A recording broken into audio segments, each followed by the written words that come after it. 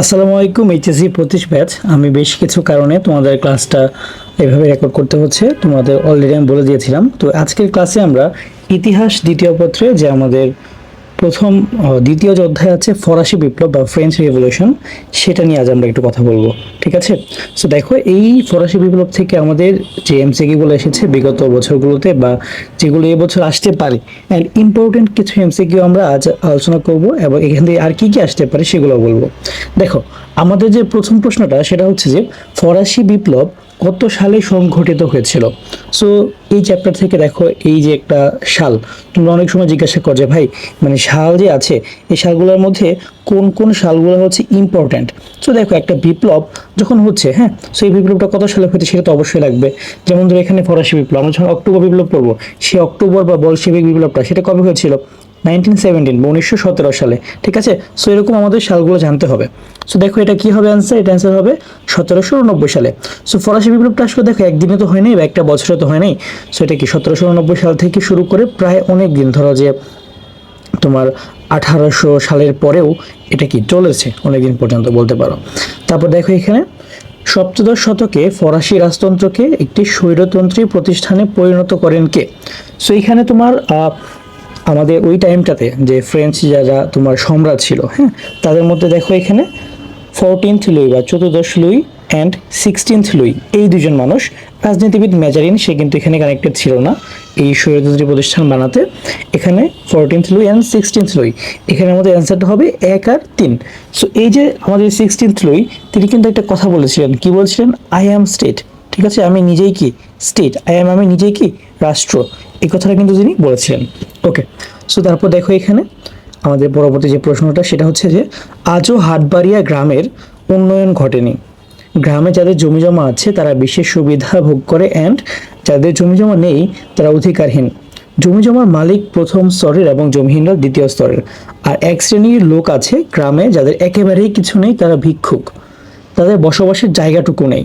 উদ্দীপকের গ্রামের ন্যায় বিপ্লব পূর্ববর্তী ফ্রান্সের সমাজ কত ভাগে বিভক্ত ছিল? এখানে দেখো যে উদ্দীপকের যে গ্রাম, হ্যাঁ, এই গ্রামের ন্যায় বিপ্লব পূর্ববর্তী ফ্রান্সের সমাজকে আমরা যে দেখতে চাই যখন মোটা দাগে 3 ভাগে ভাগ করা ছিল। একটা ছিল কি যাজক শ্রেণী, ঠিক আছে, যারা হচ্ছে তোমার রিলিজিয়াস তারা ছিল। তারপর সেকেন্ড একটা ক্লাস ছিল ধরো যারা হচ্ছে তোমার মানে একদম অভিজাত, ঠিক আছে। আর থার্ড যে শ্রেণীটা তারা ছিল কি কৃষক বা শ্রমিক এই ধরনের। সেই উদ্দীপকে দেখো যে উক্ত সময়ে ষোড়শ লুইয়ের উপর চাপ সৃষ্টি করে কারা? ওই টাইমটাতে 16th লুইয়ের উপর কারা চাপ সৃষ্টি করেছিল? অপশনটি দেখি অভিজাত শ্রেণী, হ্যাঁ, তারা কি চাপ সৃষ্টি করেছিল? তারপর কি ব্যবসায়ী শ্রেণী, সেনাবাহিনী না। সেখানে আমাদের অ্যান্সারটা হবে কি খ নাম্বার 1 আর 3। ওকে, সো পরবর্তী প্রশ্নে, আচ্ছা আমি সলভ করার টাইম একটা জিনিস তোমাকে বলবো, তুমি যখন ক্লাসটা দেখবা তুমি একটা কাজ করতে পারো, তুমি হচ্ছে কি একটু পজ করে যখন কোয়েশ্চেনটা আসবে তুমি নিজেই হচ্ছে কি একটু অ্যান্সার দিবা কমেন্টে, অ্যান্ড তোমার যদি অ্যান্সারটা হয় তুমি হইলো, না হলে আবার রাইট অ্যান্সারটা লিখবা, তাহলে দেখবে কি জিনিসটা মনে থাকে অনেক লং টাইম। ওকে, তারপর দেখো এখানে যে the spirit of the laws, এই গ্রন্থটির লেখককে? এটা লেখক হচ্ছে কি চার্লস মন্টেঙ্কু। ঠিক আছে, লেখককে চার্লস মন্টেঙ্কু। এটা একদম ইম্পর্টেন্ট একটা বই, হ্যাঁ। সো এটা কিন্তু মাঝে মাঝে আসে, এটা কিন্তু অনেক পরীক্ষাতে আসে, শুধু এইচএসসি না, তোমার বিসিএস বা ভার্সিটি অ্যাডমিশন এসবেও আসে। তারপর দেখো লকত্রা সোশ্যাল বা দ্য সোশ্যাল কন্ট্রাক্ট, এই গ্রন্থটির লেখককে? এটা লেখক হচ্ছে দেখো এখানে, এটা হচ্ছে কি যে জিন জ্যাক রুশো বা জ্যাক রুশো বলে বাংলাতে। সো উনি হচ্ছে এটা রাইটার, এটাও অনেক ইম্পর্টেন্ট পড়বা। তারপর দেখো যে ইতিহাসবেত্তারা মানে কি, যারা ইতিহাস বিষয়ে অভিজ্ঞ, যারা ইতিহাসবেত্তারা কাকে the chief prophet of revolution, মানে কি বিপ্লবের একদম চিফ প্রফেট কাকে বলা হয়, কাকে বলে অভিহিত করেছেন?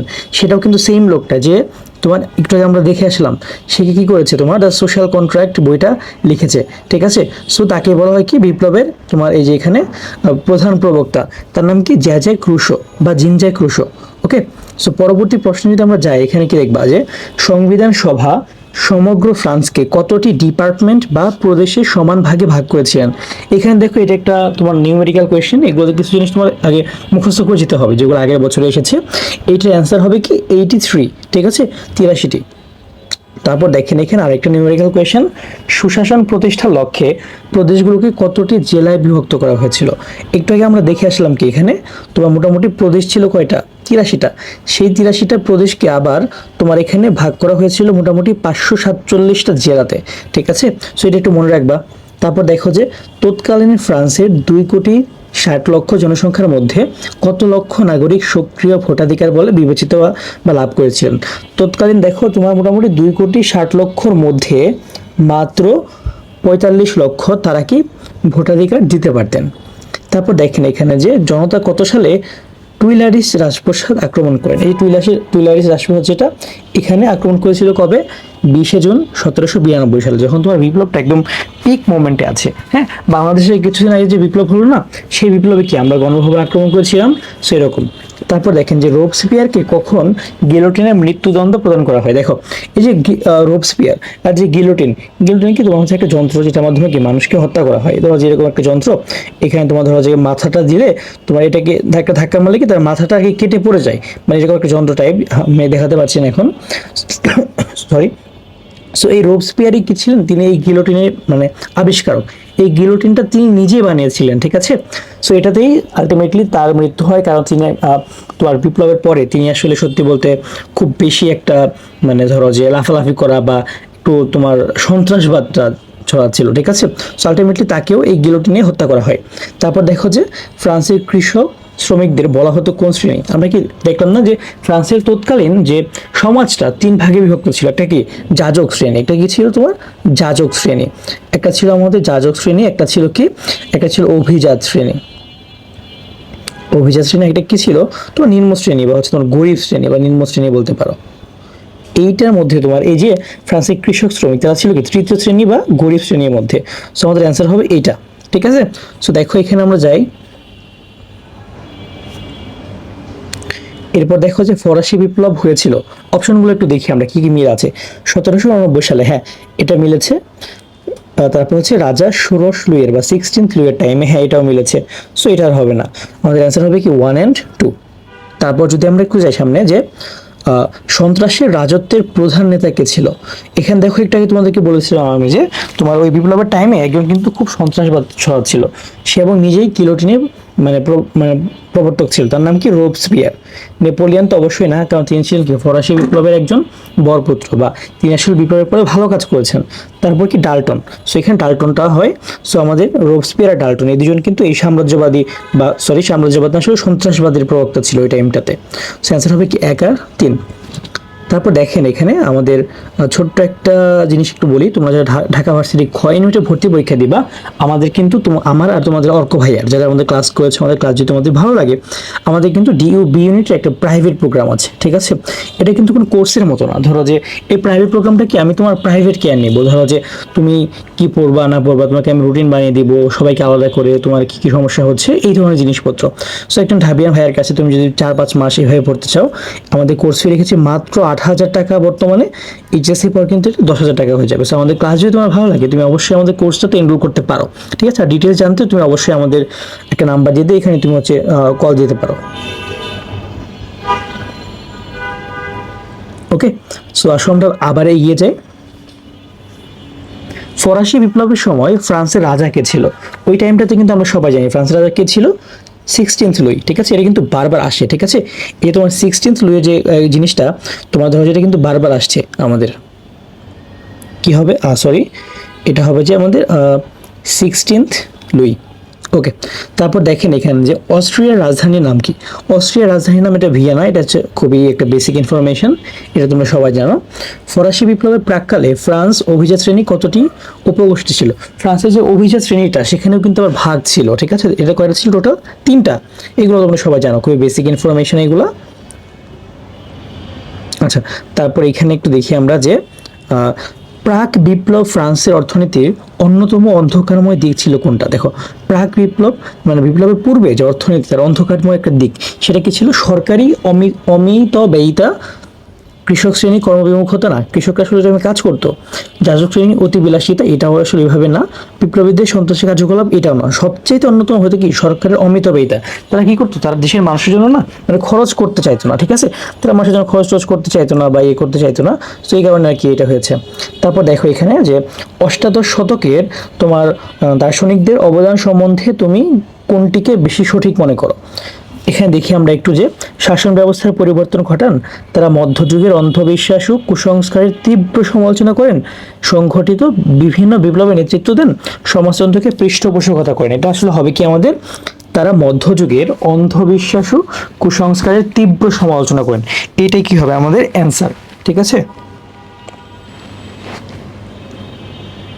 তারপর এখানে দেখো যে তোমরা আমাকে একটা শিক্ষিত মা দাও, আমি তোমাদেরকে একটা শিক্ষিত জাতি দেব। আমরা এটা ছোটবেলা থেকে দেখে আসছি, এটা কিন্তু বলেছিলেন কে, নেপোলিয়ান, ঠিক আছে। এটা আমি আর টাইম দিলাম না, তুমি এমনিতেই পারো। ফিজিওক্র্যাটিদের প্রবক্তা কে ছিলেন? এই ফিজিওক্র্যাটিদের প্রবক্তা ছিলেন কি, অ্যাডাম স্মিথ। এটা একটু পড়ে নিও তোমরা। তারপর দেখো আমরা একটু সামনে যদি যাই, এখানে টেনিস কোর্ট শপথ কোনটির সাথে জড়িত? দেখো তুমি যদি বইটা ঠিকমতো পড়ো তুমি দেখবা যে ফ্রেঞ্চ রিভলিউশনের পরে কিন্তু একটা টেনিস কোর্ট শপথ হয়েছিল, সেটার সাথে কি মানে আমাদের এই ফরাসি বিপ্লবটাই জড়িত। তারপর এখানে দেখো যে 1789 সালে ফ্রান্সে কতটি জাতীয় আদালত গঠন করা হয়? ওই টাইমটাতে কিন্তু ফ্রান্সে টোটাল 2টা জাতীয় আদালত গঠন করা হয়েছিল, ঠিক আছে। তারপর দেখো কত সালে ফ্রান্সে নিয়মতান্ত্রিক রাজতন্ত্রের শাসন শুরু হয়? এটা হচ্ছে আমাদের বিপ্লব হলো কবে? বিপ্লব হয়েছে 1789 সালে। তারপরে কিন্তু 1791 সালে কিন্তু আমাদের ফ্রান্সে যে নিয়মতান্ত্রিক রাজতন্ত্রটা সেটা শুরু হয়েছিল, ঠিক আছে। সো আমাদের এটা হবে অ্যান্সার। তারপর দেখো এখানে আমাদের ক্ষমতা স্বতন্ত্রীকরণের প্রবক্তাকে। ক্ষমতা স্বতন্ত্রীকরণ মানে কি, তোমার separation of, theory of separation of power, ঠিক আছে। এটা কি সেপারেশন অফ পাওয়ার মানে কি, পাওয়ারটা তোমার একজনের কাছে কেন্দ্রীভূত থাকবে না, ঠিক আছে। এটা কে ছিল? এটা কে বলছিল? যে মন্টেঙ্কু বলছিল, ঠিক আছে। এখানে তোমার বই মন্টেস্কু বলে, বাট আসলে অ্যাকচুয়ালি তার নামটা কি, মন্টেঙ্কু, ঠিক আছে। সো আমাদের অ্যান্সারটা কি হবে? মন্টেঙ্কু, ওকে। তারপর দেখেন এখানে ফরাসি বিপ্লবের স্লোগান কি ছিল? ফরাসি বিপ্লবের স্লোগানটা আসলে এরকম ছিল যে লিবার্টি ফ্র্যাটার্নিতে ইকুয়ালিতে, মানে এটা ফ্রেঞ্চে, লিবার্টি ইংলিশে হবে কি, লিবার্টি ইকুয়ালিটি অ্যান্ড ফ্র্যাটার্নিটি, বাংলায় কি, সাম্য মৈত্রী স্বাধীনতা, ঠিক আছে। এটা হচ্ছে আমাদের এইটা, ওকে। তারপর হচ্ছে দেখেন এখানে যে ফরাসি বিপ্লবের প্রাককালে ফ্রান্স কয় ধরনের প্রত্যক্ষ কর প্রচলিত ছিল ফ্রান্সে? সেটা কি হবে? টোটাল 3 ধরনের কর তখন তারা প্রচলন করেছিল, ওকে। তারপর দেখেন যে ফরাসি বিপ্লবের প্রাককালে ফ্রান্সের সমাজ কত ভাগে ভাগ ছিল? সেটা কি 3 ভাগে ভাগ ছিল ফ্রান্সের সমাজ, ঠিক আছে। সো আমাদের অ্যান্সারটা কি হবে? 3 ভাগে ভাগ ছিল, ওকে। তারপর দেখেন আমাদের এখানে যে কে নিয়মতান্ত্রিক রাজতন্ত্রের সমর্থক ছিলেন? নিয়মতান্ত্রিক রাজতন্ত্রের সমর্থক কি, যে তোমার ধরো যে একটা নিয়মের মধ্যে রাজতন্ত্র চলবে। এর আগে দেখো ফরাসি বিপ্লবের আগে যে রাজতন্ত্র ছিল তারা কিন্তু একটা নিয়মের বাইরে চলে গিয়েছিল, তাই না? তারা কিন্তু বেশ উল্টাপাল্টা কাজ করছিল। তার ফলেই তো 1789 সালে কিন্তু তার ফলে প্রথমবার মানে বিপ্লবের যে ঢেউটা সেটা আসলো, তাই না? তারপর কি বিপ্লবটা হলো হচ্ছে আস্তে আস্তে। তাই এখানে কি ছিল? মন্টেঙ্কু, তারপর তোমার রুশো, জ্যাক রুশো যে আমরা জানি, তিনিও কিন্তু এই নিয়মতান্ত্রিক রাজতন্ত্রের একজন সাপোর্টার ছিলেন, ওকে। সো দেখো আমাদের ক্লাসটা এখানে শেষ হয়ে যাচ্ছে। সো তোমরা যারা ঢাকা ভার্সিটি খ ইউনিটে ভর্তি পরীক্ষা দিবা, ঠিক আছে। সো তোমাদের জন্য কি, তোমরা আসলে চাও তো একজন ঢাবিয়ান ভাইয়া বা যে অনেক অভিজ্ঞ বা হচ্ছে অনেক এক্সপিরিয়েন্স কোনো ভাইয়ের কাছে তোমরা গাইডলাইন চাও। সো আমি আর তোমাদের অর্ক ভাইয়া এই জন্য চেয়েছি আমরা তোমাদের জন্য একটা প্রাইভেট ব্যাচ এনেছি, ঠিক আছে। সেই ব্যাচে আমরা মোটামুটি দেখো কি কি ফিচার আছে, বেস্ট যে ফিচারগুলো তোমরা 24/7 আমাদেরকে যে কোনো প্রশ্ন করতে পারবে, যা কিছু জানতে চাইতে পারবে, ইনশাল্লাহ আমরা হেল্প করবো। অ্যান্ড এইচএসসির আগ পর্যন্ত এটার অফার তুমি 8,000 টাকায় ভর্তি হতে পারবা। আমাদের কিন্তু একটা ব্যাচে সর্বোচ্চ 30 জন থাকবে, তাহলে তো বুঝতে পারতেছো আমরা কেন এটার কোর্স ফিটা কিছুটা বেশি রেখেছি। সার্ভিসটা তুমি অনেক বেশি পাবা। অন্যান্য জায়গায় তুমি 2,000 টাকা যে কোর্সগুলোতে ভর্তি হবা, 3,000 টাকায় তুমি দেখবো দেখালে ফেসবুকে লাইভ ক্লাস হচ্ছে, বাট এখানে ক্লাসগুলো কি আমি তোমার একদম পার্সোনালি নেবো, যে কোনো প্রশ্ন করতে পারবা। সো আমাদের ক্লাসগুলো যদি তোমার ভালো লাগে তুমি অবশ্যই আমাদের কোর্সে এনরোল করতে পারো, ঠিক আছে। ধন্যবাদ সবাইকে, আসসালামু আলাইকুম।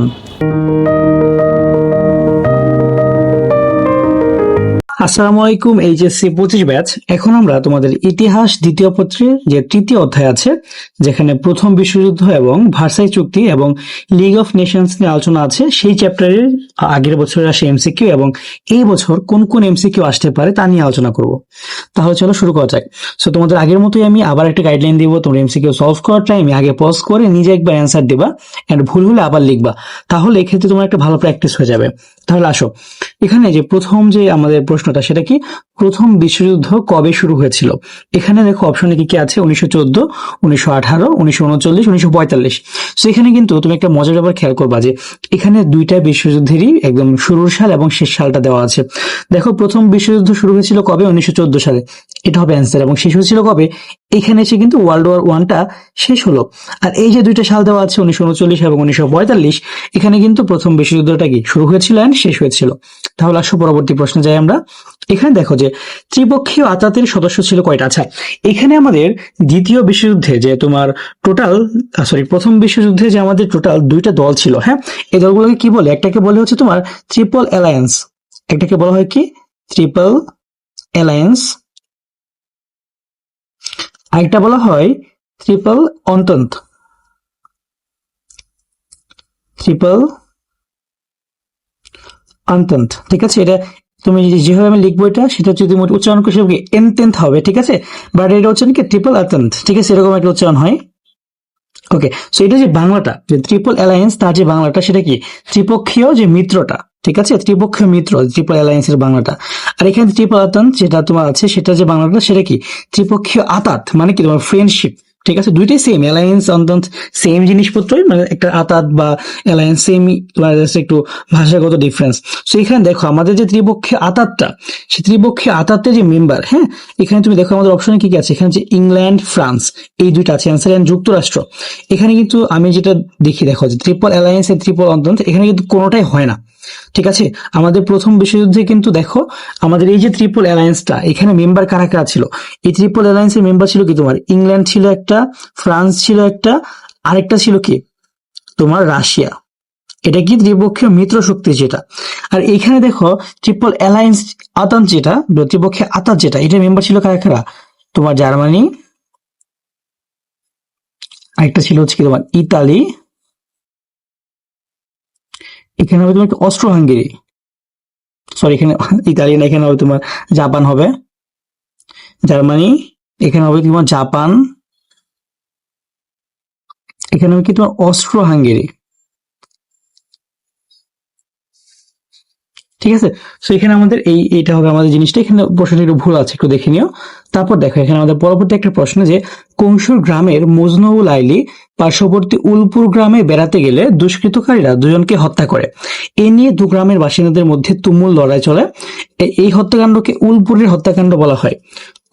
কংসুর গ্রামের তোমার পাঠ্যবের কোন স্থানের সাথে মিল রয়েছে? আচ্ছা, এখানে এই ঘটনার সাথে তুমি যদি বইটা একটু পড়ো, তুমি যদি প্রথম বিশ্বযুদ্ধে যে পটভূমিটা আছে সেটা যদি একটু পড়াশোনা করো, তাহলে দেখতে পারবা যে প্রথম বিশ্বযুদ্ধের শুরু হওয়ার আগে আগে যে তোমার অস্ট্রো হাঙ্গেরি যুবরাজ ফার্দিন্যান্ড এন্ড তার যে ওয়াইফ, ঠিক আছে, সোফিয়া, এরা যে তোমার ঘুরতে গিয়েছিল কোথায়, বসনিয়াতে, ঠিক আছে, বসনিয়ার রাজধানী কি সারাইভোতে, ঠিক আছে। তোমার বই তুমি খেয়াল করবা যে তোমার বইয়ে সারাইভোকে সারা জীবো লেখা আছে, ঠিক আছে, সারাইভোকে ইংলিশে কি লেখে, সারা এ ভো, ঠিক আছে, এইভাবে লিখিয়েছে। তোমার তোমার বই যে লিখেছে যে স্যার, তিনি হচ্ছে এটা কি সিরিয়াসলি নিয়ে সারা জীবো লিখে ফেলছে, ঠিক আছে। তো এখানে একটু গুলিয়ে ফেললো না, আমি সারা এভো বলবো। তো তুমি তোমার বই যেটা সারা জীবো লেখা আছে সেটাকে তুমি এইভাবেই বলবা। তো এখানে দেখো যে কোন স্থানে মিল আছে, এটা কি অবশ্যই বসনিয়ার সাথে। যদি বলতো যে মজনুর সাথে কার মিল আছে, ফার্দিন্যান্ড, ঠিক আছে। ওকে, তারপর দেখো পরবর্তী প্রশ্ন, যে উক্ত ঘটনার ফলে কি শুরু হয়। উক্ত ঘটনার ফলে কিন্তু শুরু হয়েছিল কি প্রথম বিশ্বযুদ্ধ, ঠিক আছে। এন্ড এখানে যেহেতু অপশনে তোমার ধরো যে একটা বহু নির্বাচনী, এন্ড এখানে শুরু হয়েছিল প্রথম বিশ্বযুদ্ধ, কিন্তু উক্ত ঘটনার ফলে তোমার আরেকটা জিনিস হয়, সেটা কি ভার্সাই চুক্তি। দ্বিতীয় বিশ্বযুদ্ধ এখানে হবে না, অ্যান্সারটা কি 1 আর 3, ওকে এইটা। আর দ্বিতীয় বিশ্বযুদ্ধ কিন্তু আমাদের এখানে প্রথম বিশ্বযুদ্ধের সাথে কোনো কানেকশন নাই, ওকে। তারপর দেখো ত্রিশক্তি আতাত বা ত্রিসম্রাটের মৈত্রী চুক্তি কত সালে স্বাক্ষরিত হয়। এই ত্রিশক্তি আতাতটা হয়েছিল কবে, তোমার এটা 1973 সালে, ঠিক আছে। 1973 হবে না, সরি, এটা 1907 হবে, ঠিক আছে, এখানে একটু ভুল করে ফেলছে, হবে কি 1907 হবে, এখানে অপশনেই ভুল আছে। ত্রিশক্তি আতাত বা ত্রিসম্রাটের চুক্তি মৈত্রী হয়েছিল কবে, 1907 সালে। তারপর দেখো আমরা যদি একটু সামনে যাই, এখানে দেখো যে প্রথম বিশ্বযুদ্ধে 3টি মহাদেশ থেকে অংশগ্রহণকারী দেশগুলোর সংখ্যা কত ছিল। মোটামুটি দেখো প্রথম বিশ্বযুদ্ধকে কি বলা হয়, দ্য গ্রেট ওয়ার, ইতিহাসে কি নামে পরিচিত, দ্য গ্রেট ওয়ার, ঠিক আছে। তো এই ওয়ারের মধ্যে তোমার টোটাল 3টা মহাদেশ থেকে 40টা দেশ কানেক্টেড ছিল, ঠিক আছে। তারপর আসো আমরা একটু সামনে যাই, প্রথম বিশ্বযুদ্ধের আসন্ন কারণ কি ছিল। এটা আসন্ন কারণ ছিল কি তোমার এই যে যুবরাজ যে ফ্রান্সিস ফার্দিন্যান্ড, তাকে হত্যাকাণ্ড, বাট মেইন কারণ যদিও এটা না, বাট আরো কিছু আন্ডারলাইং রিজনস ছিল, বাট মেইনলি তোমার এইটা করার ফলে তোমার ঘটনাটা ঘটাতে পেরেছে। যেমন ধরো তোমার কারোর প্রতি রাগ, তুমি তো হুট করে গিয়ে তাকে একটা থাপ্পড় মারতে পারবা না, ধরো তাকে তুমি সামনে পাইলা, সে উল্টাপাল্টা কিছু করলো, তখন তুমি তাকে থাপ্পড় মারতে পারলা, তো এরকমই কারণটা ছিল। তারপর দেখো যে 1919 সালের প্যারিসের ভার্সাই সম্মেলনে টোটাল কতটি দেশের প্রতিনিধি অংশগ্রহণ করেন। এখানে দেখো এই যে ভার্সাই, এটা ছিল কি ফ্রান্সের একটি উপশহর, ফ্রান্সের প্যারিসের একটি উপশহর।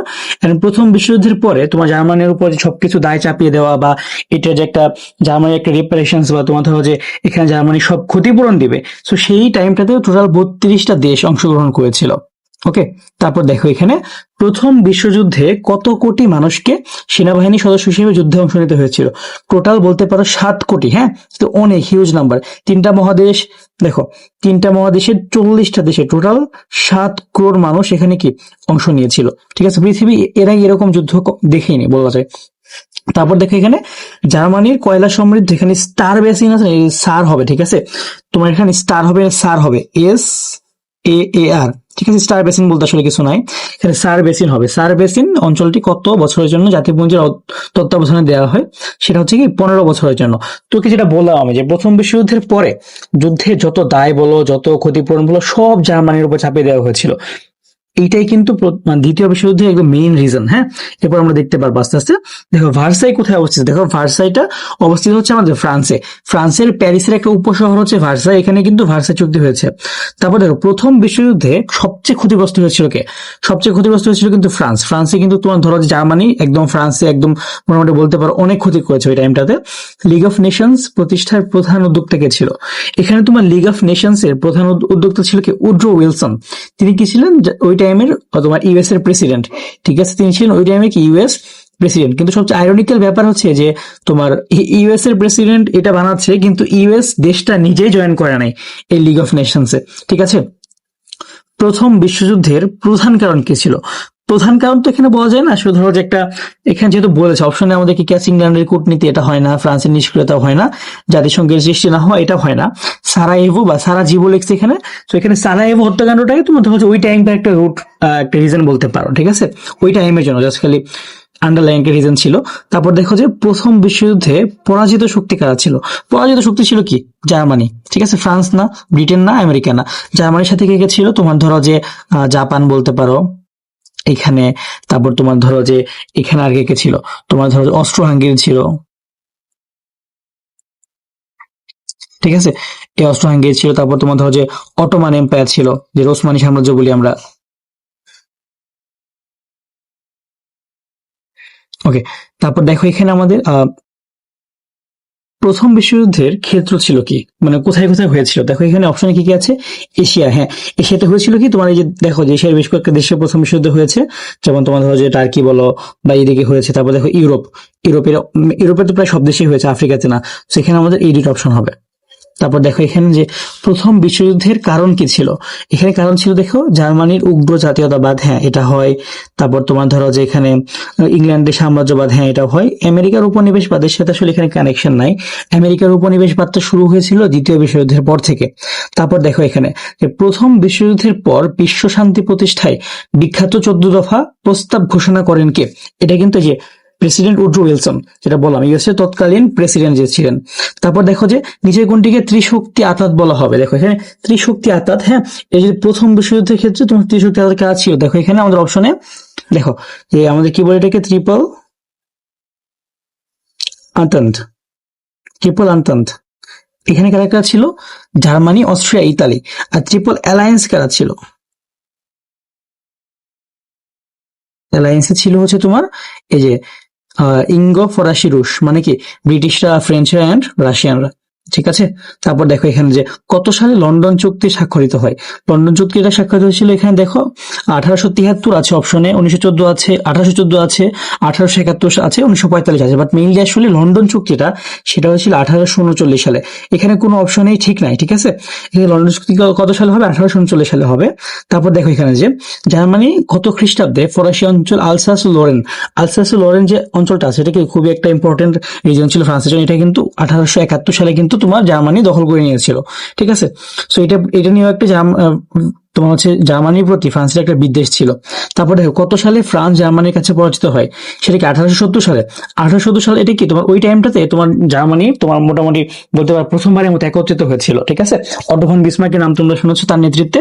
তো ওই টাইমে তোমার ধরো জার্মানি আসলে একটা টাইমে বিভিন্ন কিংডমে বিভক্ত ছিল, কিন্তু ওই টাইমটাতে কি ফার্স্ট তারা একত্রিত হয়ে অনেক শক্তিশালী হয়। তারপর দেখো যে প্রথম বিশ্বযুদ্ধের সময় গণতান্ত্রিক রাষ্ট্র ছিল কোনটা? একমাত্র তোমার ফ্রান্স। এই ফ্রান্সটি ছিল একমাত্র কি গণতান্ত্রিক। দেখো রাশিয়াতে কি জারতন্ত্র ছিল, ব্রিটেনে কি সাম্রাজ্যবাদ ছিল, জার্মানিতে কি কাইজাররা ছিল। ঠিক আছে, সো এরপর দেখো সামনে যাই আমরা, কত তারিখে জার্মানি ফ্রান্সের বিরুদ্ধে যুদ্ধ ঘোষণা করে? এটা ছিল হচ্ছে তোমার 2 আগস্ট 1914 সাল। ঠিক আছে, এটা কিভাবে হয়েছিল? তোমার যখন রাশিয়া যখন প্রথম বিশ্বযুদ্ধের পরে তোমার ধরো যে ইয়েতে সার্বিয়াতে অ্যাটাক করা হয় রাশিয়ার দ্বারা, সো তখন হচ্ছে জার্মানি কি করে, রাশিয়ার যে মিত্র, হ্যাঁ, ফ্রান্স, সেখানে অ্যাটাক করে ফেলে।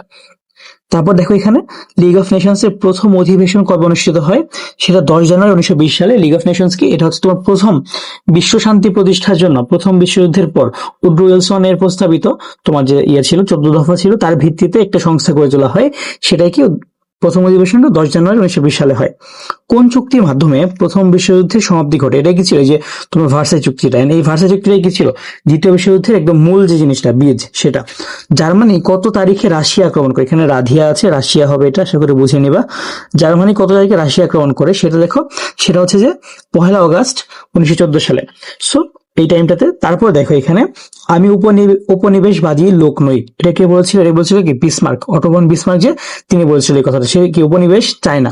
ওকে, তারপর দেখো এখানে আছে কি, জাতিপুঞ্জের স্থায়ী সদস্য কতটি, জাতিসংঘের যেমন 5টা স্থায়ী মেম্বার আছে না, যারা ভেটো দিতে পারে, ঠিক আছে, এরকম তোমার জাতিপুঞ্জের ছিল টোটাল 4টা স্থায়ী মেম্বার। তারপর এখানে দেখো যে 20 শতকের প্রথম দিকে কোন দেশ ছিল পৃথিবীর সর্ববৃহৎ ঔপনিবেশিক শক্তি, সেটা কিন্তু ছিল ব্রিটেন। ওই টাইমটাতে কিন্তু ব্রিটেন খুবই শক্তিশালী একটা দেশ, হ্যাঁ। তারপর দেখো যে তোমাদের এই চ্যাপ্টার মোটামুটি শেষ। সো তোমরা যারা ঢাকা ভার্সিটি খ ইউনিটে ভর্তি পরীক্ষা দিবা, সো তোমাদের অনেকেই টার্গেট থাকে যে হ্যাঁ আমি একটা ডিইউ এর একটা ভাইয়ের কাছে আমি একদম ফুল টাইম একটা তত্ত্বাবধানে থাকবো, কিভাবে কি পড়তে হয় সে আমাকে বুঝিয়ে দিবে। তোমাদের সেই সুযোগটা দিচ্ছি আমি আর তোমাদের অর্ক ভাইয়া। সো আমাদের একটা প্রাইভেট প্রোগ্রাম আসছে এখানে। সো তোমাদের ঢাকা ভার্সিটি একদম ফুল টাইম পরীক্ষার আগ পর্যন্ত 4 মাস বলো 5 মাস বলো, আমরা ফুল টাইম তোমাদেরকে এই সুযোগটা দিব। এখানে তুমি ডিটেলস পাবা, এখানে আমরা ক্লাস নিব, পরীক্ষা নিব, আমাদের এক্সাম ব্যাচ, আমাদের রিটেন সব তোমাকে আমরা ফ্রি দেবো। এখানে টোটাল আমরা একটা ব্যাচে 30 জনকে পড়াবো মাত্র, ঠিক আছে। And তুমি ক্লাস টাইমে কিন্তু হাত তুলে যে কোনো টাইমে প্রশ্ন করতে পারবা। সো এখানে আমাদের কোর্স ফি রেখেছি মাত্র 8,000 টাকা। And এটা কিন্তু কোর্স না, ঠিক আছে, তুমি বাজারে অন্য কোনো কোর্সের সাথে থেকে মিলাবা না, কারণ সেখানে তুমি কি, তুমি এই ফেসবুক লাইভে ক্লাস করবা, ভাইয়াদের সাথে কখনো তুমি পার্সোনাল রিচ আউটই করতে পারবা না। সো এটা তোমার জন্য একটা সুবর্ণ সুযোগ। তুমি যদি ভর্তি হতে চাও, আজই আমাদের যে নাম্বারটা দিয়েছি এখানে হোয়াটসঅ্যাপে নক দিতে পারো, অথবা পেজে আমাদেরকে নক দিতে পারো, ঠিক আছে।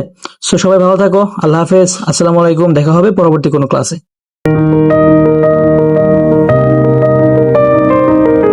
আসসালামু আলাইকুম, এইচএসসি 25 ব্যাচ। এখন আমরা আলোচনা করব ইতিহাস দ্বিতীয় পত্রের 14th অধ্যায়, যেখানে বলশেভিক বিপ্লব, এটা নিয়ে আমাদের এই অধ্যায়ে যত এমসিকিউ তোমার বিগত বছরে এসেছে ম্যাক্সিমাম টাইমসে, এন্ড এই বছর যেগুলো আসতে পারে সেগুলো নিয়ে, ঠিক আছে। সো দেখো, এই যে আমাদের বলশেভিক বিপ্লবটা একটু প্রাইমারি আলোচনা যদি করি, এটা হয়েছিল কবে, 1917 সালে, ঠিক আছে। এন্ড এই বিপ্লবের যে একদম প্রধান যে মেইন লিডার ছিল তার নাম কি, লেনিন, ঠিক আছে। আর একটা যে থিওরি, যার থিওরি অনুযায়ী এই বিপ্লবটা হয়েছিল তার নাম কি, কার্ল মার্কস, ঠিক আছে, কার্ল মার্কস। এবং কার্ল মার্কস হচ্ছে তোমার সমাজতন্ত্র, ঠিক আছে, সমাজতন্ত্রের একটা সায়েন্টিফিক থিওরি দিয়েছিল, ঠিক আছে, কিসের ভিত্তিতে, সমাজতন্ত্র, ঠিক আছে। আর কোন জিনিসটাকে তারা ই করেছিল, সেখানে তোমার জারতন্ত্র ছিল। জার্মানিতে তখন, সরি, রাশিয়াতে তখন জারতন্ত্র ছিল। যার মানে কি, তোমাদের সম্রাট, তাকে যার বলা হতো, যাদেরকে উৎখাত করে এই বলশেভিক বিপ্লবটা হয়েছিল। এন্ড এটা হয়েছিল তোমার 1917 সালে, সেটাও বললাম। এই বিপ্লবকে আরো কয়েকটা নামে ডাকা হয়, যেমন ধরো অক্টোবর বিপ্লব, অক্টোবর বিপ্লব বলো, তারপর হচ্ছে বলশেভিক বিপ্লব বলা হয়, ঠিক আছে, তারপরে রুশ রেভলিউশনও বলা হয়। ওকে, তারপর দেখো আমরা একটু সামনে যাই, এখন প্রশ্নগুলো দেখি একটু আলোচনা করি। দেখো যে প্রথম প্রশ্নটা এখানে আছে যে বলশেভিক বিপ্লব কত সালে হয়, এটা হয়েছিল 1917 সালে, একটু আগে আমরা বলে আসলাম। এন্ড আমরা দেখে এসেছি বিগত ক্লাসে যে ফ্রেঞ্চ রেভলিউশন কবে হয়েছিল, সেটা কি 1789 সালে, ঠিক আছে। তারপর দেখো পরবর্তী প্রশ্নে যদি আমরা যাই একটু, এখানে বলশেভিক বিপ্লবের উদ্দেশ্য কি, এখানে বলশেভিক বিপ্লবের উদ্দেশ্য কি ছিল, সমাজতন্ত্রকে কায়েম করা, ঠিক আছে, সমাজতন্ত্রকে কায়েম করা ছিল কি মেইন উদ্দেশ্যটা। তারপর দেখো, কৃষকদের দুঃখ দুর্দশা ক্রমাগত বৃদ্ধি পেয়েছিল কেন, ওই টাইমে যে জাররা ছিল, হ্যাঁ, রাশিয়ার যারা ছিল, মানে তোমার সম্রাটরা ছিল, তারা কিন্তু প্রচুর অত্যাচার করতো, হ্যাঁ, তারা কিন্তু তাদের যে রাইটটা, যে অ্যাকচুয়াল রাইটটা দেওয়ার কথা ছিল, বা মোনার্কি যে অ্যাকচুয়াল যে কাজগুলো করতো, তারা কিন্তু সেগুলো করতো না। সেই জারদের অত্যাচারে কিন্তু কৃষকরা খুবই একদম দুর্দশাগ্রস্ত হয়ে গিয়েছিল। তারপর দেখো এখানে, রুশ বিপ্লবের পথ সুগম হয়েছিল কিভাবে, ঠিক আছে, রুশ বিপ্লবের পথ সুগম হয়েছিল কিভাবে, দেখো, শ্রমিকদের দুরবস্থার ফলে হয়, উচ্চবিত্তদের কোনো আসলে দুরবস্থা ছিল না, আর কৃষকদের দুরবস্থার ফলে, এই দুইটা শ্রেণীর দুরবস্থার ফলেই কিন্তু তোমার এখানে পথটা সুগম হয়েছিল। সো আমাদের অ্যান্সারটা হবে 1 আর 3। ওকে, তারপর দেখো এখানে যে প্রথম বিশ্বযুদ্ধে ক দেশটি একেবারেই অর্থনৈতিকভাবে ভেঙে পড়ে, মানুষ নানারূপ শোষণের শিকার হলে মিস্টার এক্স একটি বিপ্লবের ডাক দেন, পুঁজিবাদের অবসান ঘটিয়ে পরবর্তীতে শোষণহীন সমাজ গঠনের অঙ্গীকার নিয়ে এই বিপ্লব অগ্রসর হয়। তাহলে দেখো যে ক দেশটির অন্তরালে কোন দেশটা হবে, এখানে দেখো ক দেশটির অন্তরালে তো অবশ্যই রাশিয়া হবে, তাই না? এখানে কি শোষণ করতেছিল? ওকে, আর যদি বলে যে এখানে একটা লিডারের নাম, তাহলে কি হবে? লেনিন হবে। তারপর যদি বলে যে একজনের তোমার থিওরি থেকে এসেছে, তারা খুব অনুপ্রাণিত হয়েছে, তাহলে কি হবে? Karl Marx. ঠিক আছে, এইভাবে আমাদের একটু বুঝে বুঝে অ্যান্সার করতে হবে যে কি কি আসতে পারে, আগে বুঝে যেতে হবে। তারপর দেখো যে উদ্দীপকে মিস্টার এক্স কে, এই দেখো এখানে কিন্তু এসে পড়েছে যে লেনিন। ওকে, তারপর দেখো পরবর্তী প্রশ্ন এখানে যে প্রথম বিশ্বযুদ্ধে ক দেশটি একেবারেই, আবার সেম জিনিসটা দেখো, উক্ত বিপ্লবটি সারা বিশ্বে যে নামে পরিচিত সেটা কি? সেটা কি দেখো এখানে রুশ বিপ্লব, অক্টোবর বিপ্লব, আর হচ্ছে কি বলশেভিক বিপ্লব। ঠিক আছে, এখানে কিন্তু তিনটা নামেই পরিচিত তারা। ওকে, এখানে অ্যান্সার হবে আমাদের ঘ নাম্বারটা। ওকে, তারপর দেখো যে জারতন্ত্র বলতে কি বোঝো? জারতন্ত্র বলতে কি, দেখো রাশিয়ার যে সম্রাট তাকে বলা হতো কি জার। এখানে এটা হচ্ছে ইংলিশ, বারবার লিখছি আমি যাতে তোমার একটু মাথায় ঢুকে যায় এটা। সেখানে কি জারের যে শাসন ব্যবস্থা, এটাই ছিল হচ্ছে কি জারতন্ত্র। ওকে, তারপর দেখো এখানে যে রাশিয়ার সোশ্যাল ডেমোক্রেটিক দল কত সালে প্রতিষ্ঠিত হয়? রাশিয়ার যে সোশ্যাল ডেমোক্রেটিক দল, ঠিক আছে, সেটা কিন্তু অপশনে কিন্তু 1903 নাই, মেইনলি তারা 1903-এই কার্যক্রম শুরু করে। এখানে যেহেতু 1901 আছে, এখানে তুমি 1901টা ক্যান্সেল করবা।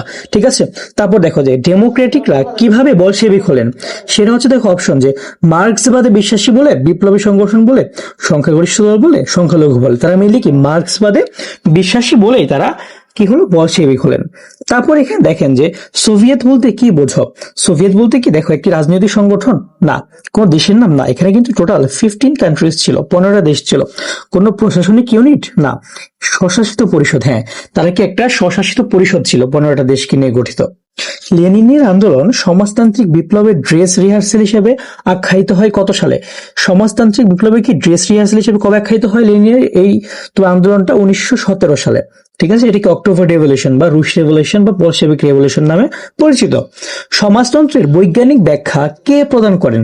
এটা আমরা সবাই জানি, বারবার বলছিলাম যে আমি, সেটা হবে কি কার্ল মার্কস। ঠিক আছে, কার্ল মার্কসই কিন্তু সমাজতন্ত্রের বৈজ্ঞানিক ব্যাখ্যাটা দিয়েছিলেন।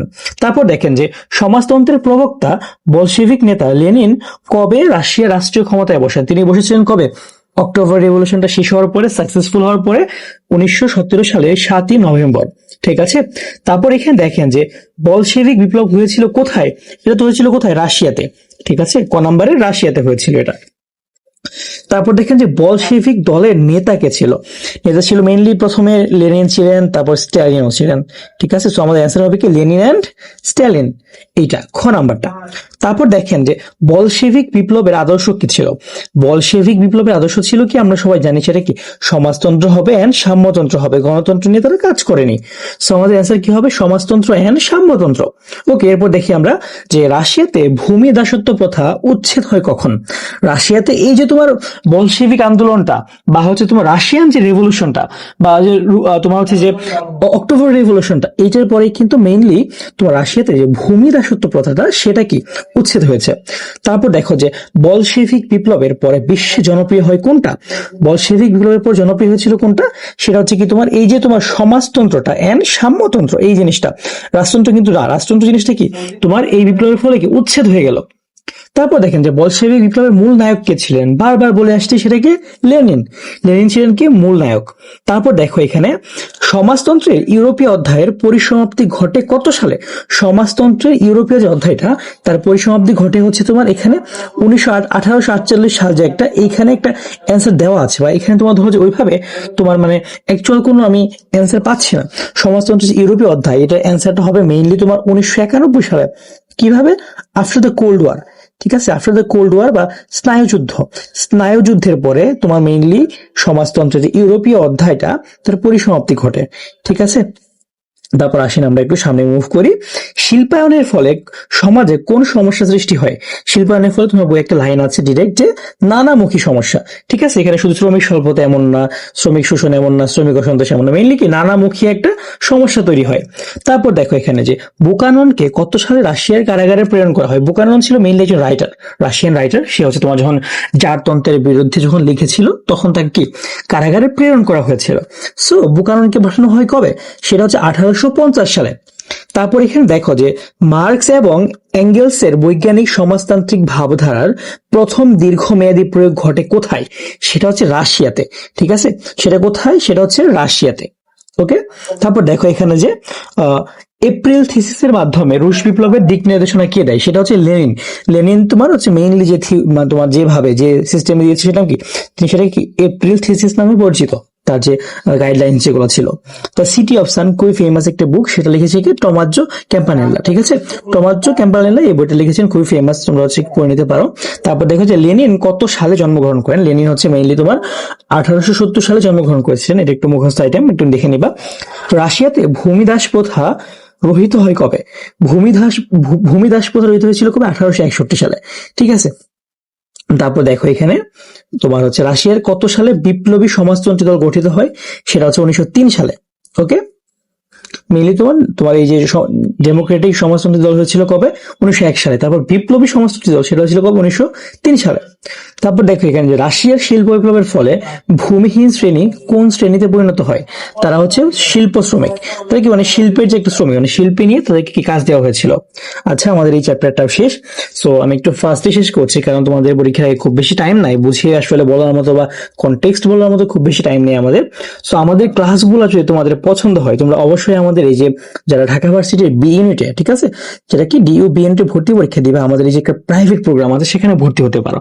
ঠিক আছে, আমাদের প্রাইভেট প্রোগ্রামটা এখানে সব ডিটেলস দেওয়া আছে। আমরা কিছু লাইভ ক্লাস নিব, অনেক এক্সামস নিব, আমাদের যে রিটেন কোর্সটা সেটা ফ্রি দিব। তো তুমি মোটামুটি ধরো যে এই যে কোর্স ফি আমরা রেখেছি 8,000 টাকা।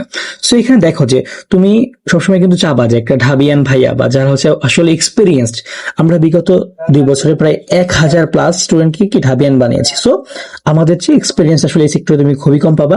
সো তুমি এখানে যদি একটা ঢাবিয়ান ভাইয়ার একদম সান্নিধ্যে তোমার প্রস্তুতিটা নিতে চাও, তুমি অবশ্যই আমাদের এই কোর্সটাতে এনরোল করতে পারো। এটা কিন্তু আসলে কোনো কোর্স নয় ভাবে, এটা কিন্তু একটা প্রাইভেট প্রোগ্রাম। তোমাকে বুঝিয়ে বলি, দেখো তুমি যখন একটা কোর্সে ভর্তি হবা যেখানে 1,000-2,000 স্টুডেন্ট, তুমি পার্সোনাল কেয়ারটা পাবা না, কিন্তু এখানে কিন্তু তোমাকে আমরা পার্সোনাল কেয়ারটা দিচ্ছি ইনশাল্লাহ। ঠিক আছে, তুমি যে কোনো টাইমে আমাকে কল করতে পারবা, যে কোনো টাইমে একটা জিনিস হেল্প নিতে পারবা অবশ্যই। ওকে, সো এটাই তোমাদের জন্য আমার গাইডলাইন থাকবে। তোমরা চাইলে ঠিক আছে ভর্তি হয়ে যেতে পারো 4-5 মাসের জন্য, আসলে 8,000 টাকা খুব বেশি না। ওকে, সো তুমি চাইলে এখানে ভর্তি হতে পারো। তুমি ভর্তি হলে আমাদেরকে জানিও, আমাদের পেজে নক দিতে পারো, আমাদের অন্বেষণের যে নাম্বারটা আছে সেখানেও কল করতে পারো। ঠিক আছে, তাহলে ভালো থাকো সবাই, আল্লাহ হাফেজ, আসসালামু আলাইকুম।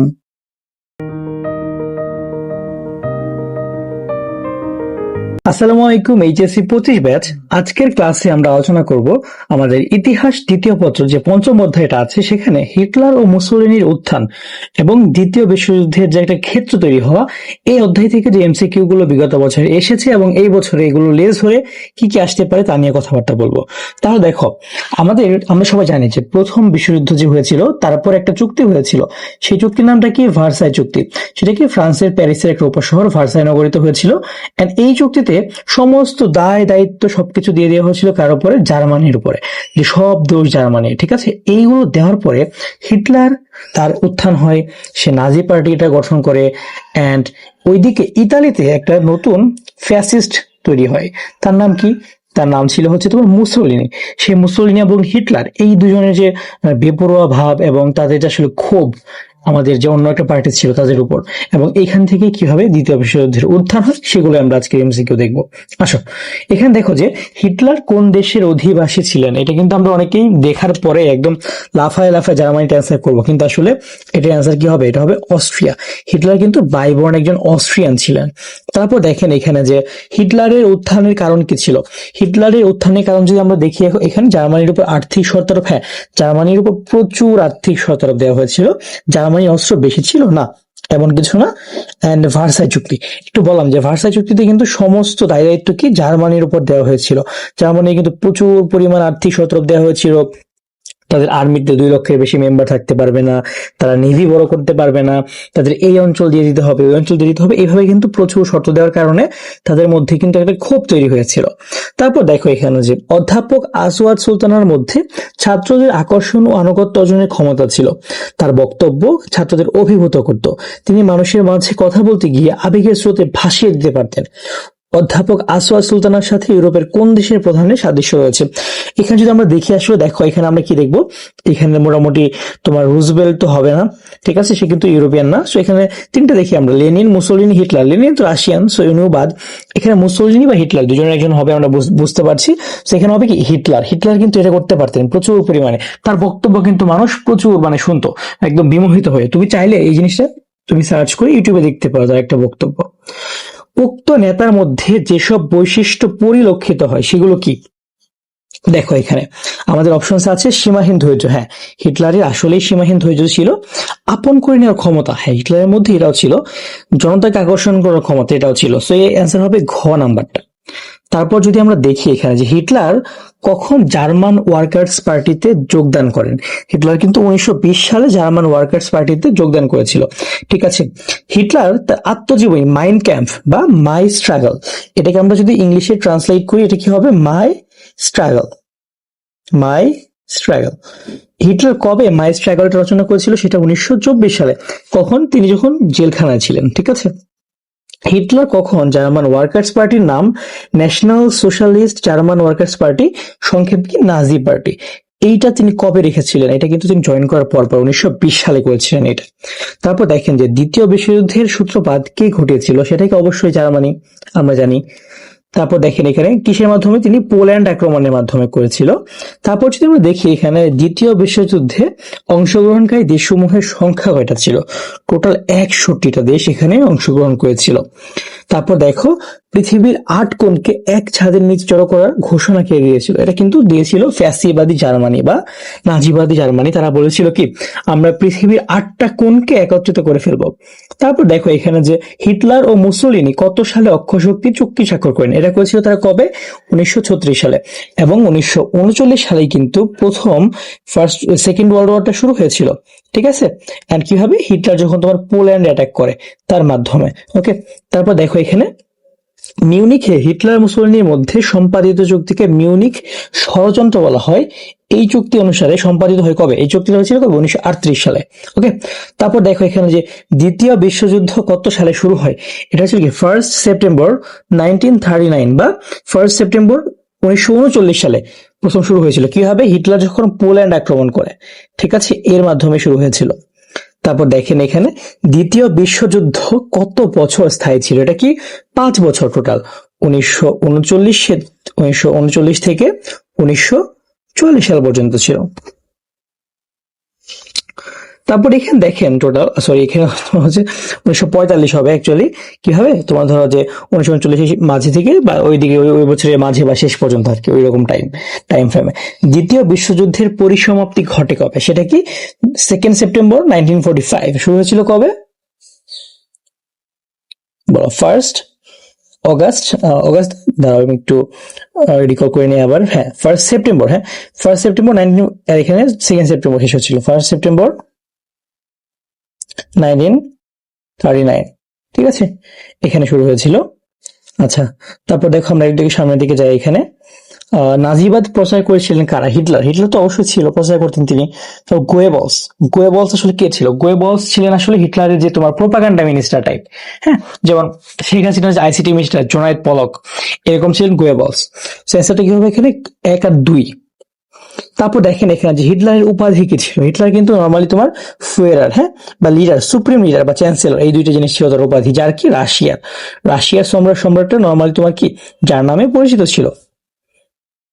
এরপর এখানে দেখো যে হিটলার ছিলেন জার্মানির কি, নাজি দলের প্রধান, অবশ্যই চ্যান্সেলর। আর এখানে তোমার ফুয়েরার বলতে পারো, বাট বিচারপতি না। সো এখানে অ্যান্সার হবে কি ক নাম্বারটা। তারপর দেখেন এখানে তোমার আচ্ছা সরি, আমি একটু এদিকে চলে গেছিলাম ভুলে, আমি একটু আবার সামনের দিকে যাই। আচ্ছা, ও দেখো এখানে হচ্ছে পরবর্তী প্রশ্নে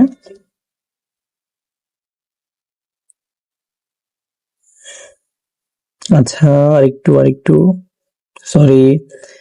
ওকে, দেখো এখানে অক্ষশক্তি গঠিত হয়েছিল কাকে কাকে নিয়ে, দেখো জার্মানি, ইতালি এবং জাপান, এদেরকে নিয়ে। জার্মানি, ইতালি, জাপান, জাস্ট এইগুলাই। এই পরের একটাও মিলে না, তো এখানে তোমার অ্যান্সারটা হবে শুধু এক। হ্যাঁ, ওকে। তারপর দেখেন এখানে রাশিয়ার বলশেভিক আদর্শে উদ্বুদ্ধ জার্মান কমিউনিস্টগণ কি নামে পরিচিত ছিল? তারা ছিল মেইনলি তোমার স্পার্টামাস। আচ্ছা দাঁড়াও, এটা কি বললাম আমি? এটা ছিল মেইনলি তারা নাজি, ঠিক আছে, নাজি বা নাৎসি, হ্যাঁ, নাজি নামে পরিচিত ছিল তারা। তারপর দেখো এখানে হিটলার কখন তার আত্মজীবনী মাইন ক্যাম্প এটা রচনা করে? এটা রচনা করেছিল কখন? কারাবাসকালীন সময়ে। তিনি যখন ধরো যে কারাবাসে ছিলেন একটা টাইমে, তখন সে মাইন ক্যাম্প রচনা করেছিল। তারপর দেখো যে নাজি পার্টি কত সালে তাদের কর্মসূচি ঘোষণা করে? সেটা কি 1920 সালে, হিটলার যখন জয়েন করে। তারপর দেখো যে জার্মানিতে ওয়েমার সংবিধান গঠিত হয় কবে? ওয়েমার বলতে তোমার ধরো যে যখন ফার্স্ট ওয়ার্ল্ড ওয়ারটা শেষ হলো, ফার্স্ট ওয়ার্ল্ড ওয়ারের যা কিছু কিছু ব্যাড ডিসিশন ছিল তাদের, এগুলোকে তারা কাটিয়ে উঠে একটা ডিফারেন্ট সংবিধান বানায়, সেটা কি 1919 সালে বানিয়েছে ওয়েমার সংবিধান। তারপর দেখো এখানে নাজি দলের একটা অন্যতম প্রধান বৈশিষ্ট্য হিসেবে কোনটিকে বলা যায়? সেটা তারা কি করতো? সহাবস্থান নীতি না জাতীয় উন্নতি? হ্যাঁ, বৈষম্য, বর্ণ বৈষম্য না সমাজতন্ত্র? তারা কি মেনলি জাতীয় উন্নতি হিসেবে তারা কাজ করতে চেয়েছিল। তারপর দেখো যে ইতালিতে কার নেতৃত্বে ফ্যাসিবাদের উত্থান ঘটে? আমরা সবাই জানি এটা কে ছিল? মুসোলিনির নেতৃত্বে। তারপর দেখো যে ইংরেজিতে গ্রেট ওয়ার নামে কোন, গ্রেট ওয়ার কিন্তু সেকেন্ড ওয়ার্ল্ড ওয়ার না, গ্রেট ওয়ার কিন্তু ফার্স্ট ওয়ার্ল্ড ওয়ার, ঠিক আছে, এটা জানতে হবে আমাদের যে ফার্স্ট ওয়ার্ল্ড ওয়ারই কিন্তু গ্রেট ওয়ার নামে পরিচিত, নট সেকেন্ড ওয়ার্ল্ড ওয়ার। এটা হচ্ছে অনেক জায়গায় ভুল দেওয়া থাকে, ইভেন অনেক টিচার ওইটাকে ভুল করে ফেলে, হ্যাঁ, সো এটা একটু খেয়াল করবা তোমরা। ওকে, তারপর দেখো এখানে পরবর্তী যে প্রশ্নটা আছে সেখানে তোমার জাপান পার্ল হারবার কবে অ্যাটাক করে? সেটা হচ্ছে তোমার 7th ডিসেম্বর 1941, 7 ডিসেম্বর 1941। এই ঘটনার পরিপ্রেক্ষিতে কিন্তু ইউএসএ মুভ করে এই তোমার যে এই ওয়ার্ল্ড ওয়ারটাতে। এন্ড তোমার জাপানে যে তোমার হিরোশিমা এবং নাগাসাকিতে, হ্যাঁ, হিরোশিমা এবং নাগাসাকিতে যে তোমার অ্যাটম বোমা ফেলা হয়, এগুলা কিন্তু এই কারণেই মেইনলি, এই পার্ল হারবারের একটা তোমার ধরো যে একটা রিভেঞ্জ বলে তারা চালিয়ে দেয়, বাট আরো বেশ কিছু কারণ ছিল, হ্যাঁ। তারপর দেখো এখানে যে এমসিকিউ, পরবর্তীটা যে দ্বিতীয় বিশ্বযুদ্ধের সময়কাল কোনটি? এটা কি 1939 থেকে 1945? একটু আগে দেখিয়ে দিলাম তোমাকে, 1 সেপ্টেম্বর থেকে 2 সেপ্টেম্বর। তারপর যদি আমরা দেখি এদিকে যে ফ্যাসিজমের প্রবক্তাকে, সেটা মুসোলিনি, একটু আগে বলে দিলাম। মুসোলিনি মেইনলি ফ্যাসিজমটাকে বানিয়েছিলেন, নট আমাদের আপা। হিটলার তার সেনাবাহিনীকে কত ডিভিশনে উন্নীত করার প্ল্যান করেছিল? তিনি মেইনলি চেয়েছিলেন যে 35 ডিভিশনে ভাগ করে ফেলবে তার সেনাবাহিনীকে, ঠিক আছে। সো মোটামুটি এগুলো ছিল আমাদের এই চ্যাপ্টারের কোয়েশ্চেন। এগুলো পড়লে ইনশাল্লাহ কিছুটা কমন পেতে পারো বা এই ধরনের প্রশ্ন আসতে পারে। আর তোমরা যারা ঢাকা ভার্সিটির খ ইউনিটে পরীক্ষা দিবা, ভর্তি পরীক্ষা দিবা, তোমাদের জন্য কিন্তু আমি আর তোমাদের অর্ক ভাইয়া আমরা একটা কোর্স নিয়ে এসেছি, প্রাইভেট প্রোগ্রাম, আসলে কোর্স না। এই প্রাইভেট প্রোগ্রামে তোমরা কি কি পাবা? আসলে তোমরা যে কোনো টাইমে আমাদের প্রশ্ন করতে পারবা, যে কোনো টাইমে আমাদের হেল্প পাবা, যে কোনো মেন্টাল সাপোর্ট বলো, আমাদের একটা রিটেন কোর্স সেটা ফ্রি পাবা, আমাদের যে এক্সাম ব্যাচ সেটা ফ্রি পাবা। আর এই সবচেয়ে মজার ব্যাপার কি, এখানে আমরা এই কোর্সটাতে 30 জনকে পড়াবো একটা ব্যাচে। কিভাবে ভাই? 30 জন পড়ালে কি সুবিধা? তুমি একদম পার্সোনাল একটা কেয়ার পাবা, ঠিক আছে। তুমি যখন কোর্সে ভর্তি হও, 1000 পোলাপান, 2000 পোলাপান, সেখানে কিন্তু তোমাকে কেউ চিনে না, আমি এখানে ইনশাল্লাহ তোমাদেরকে চিনবো। আমরা চাই তোমাদের একদম পার্সোনাল একটা কেয়ার দিতে, যেভাবে তোমরা ধরো যে তোমরা প্রত্যেকেই তো আমাদের সাথে কানেক্টেড থাকতে পারবা। যে কোনো টাইমে ধরো তোমার একটা জিনিসে প্রবলেম হচ্ছে, তুমি কিন্তু অন্য কোথাও পার্সোনালি এটা জিজ্ঞাসা করতে পারবা না, ঠিক আছে। আমাদের এখানে 24 ঘন্টা ইনশাল্লাহ তুমি হেল্পটা পাবা, ঠিক আছে। এটা মোর লাইক তোমার ধরো যে একটা এআই, ঠিক আছে, অন্বেষণ এআই আমরা, ঠিক আছে। তোমাকে আমরা যে কোনো টাইমে যে কোনো প্রশ্নের একটা হেল্প করতেছি আমরা, ঠিক আছে। সো এটাই, ধন্যবাদ সবাইকে ক্লাসটা করার জন্য। আমাদের ক্লাস ভালো লাগলে অবশ্যই তুমি আমাদের কোর্সে এনরোল হতে পারো। আর এখানে মনে হতে পারে কোর্স ফি একটু বেশি, বাট তুমি একটা ঢাবিয়ান ভাইয়ের কাছে একদম প্রাইভেট পড়তেছো বলতে পারো, ঠিক আছে। সো তুমি 5 মাস বা 4 মাসের জন্য 8,000 টাকা, this is not that much. Okay, so সবাই ভালো থাকো, আল্লাহ হাফিজ।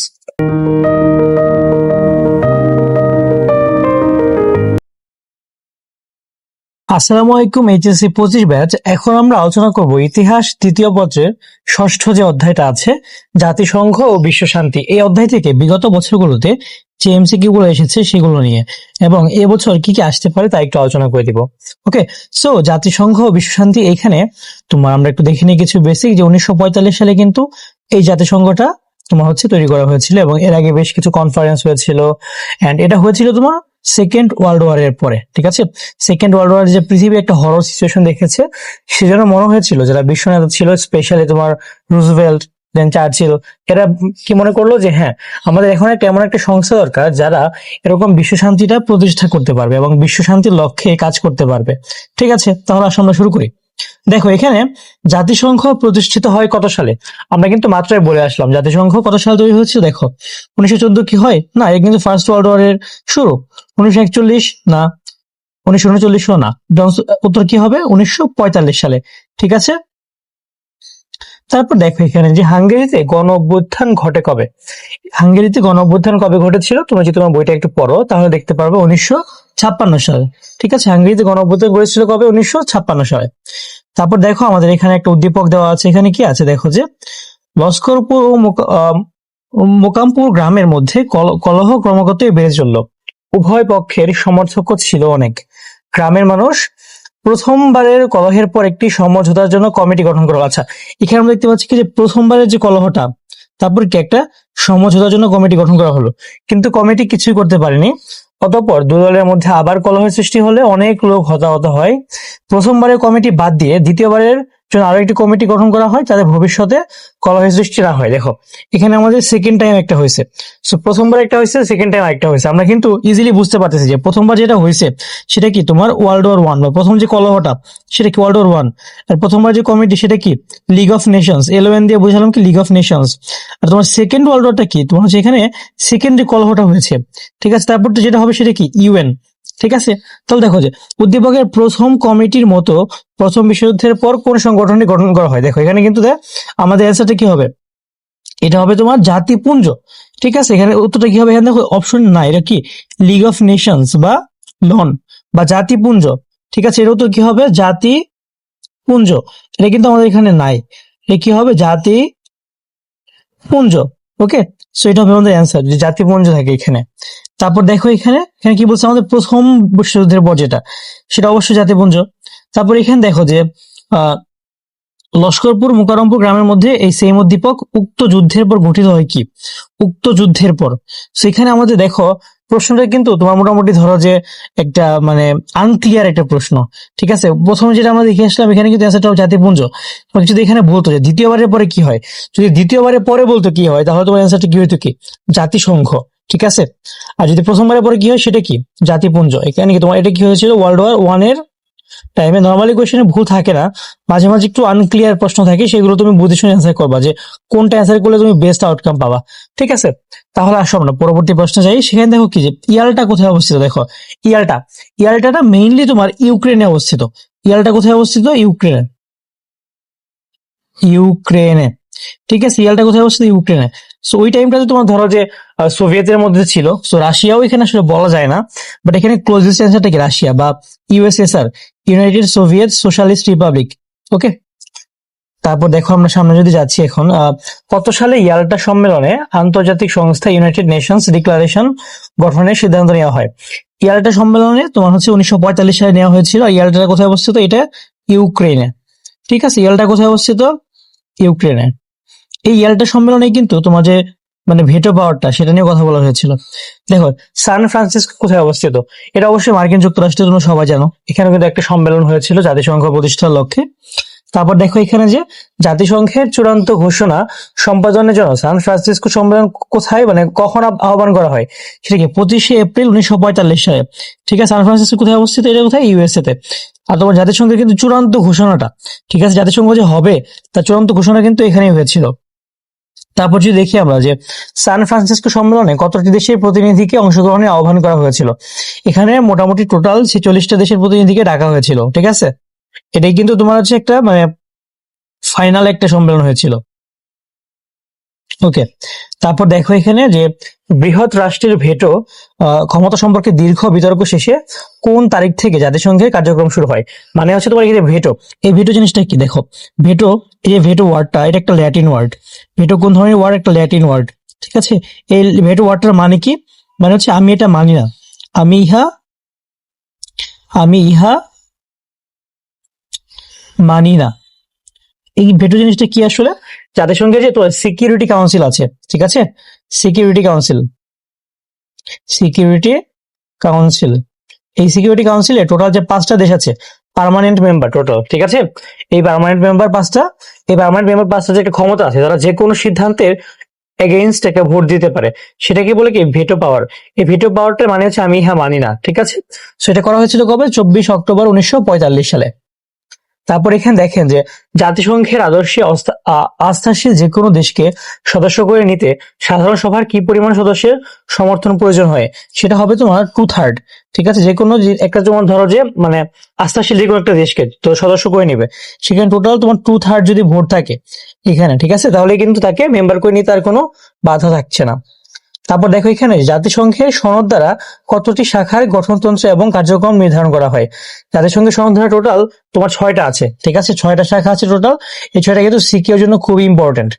এই 6টা তুমি সিকিউর জন্য খুবই ইম্পর্টেন্ট, একটু ভালো মতো একটু পড়ে নিবা সবাই, ঠিক আছে।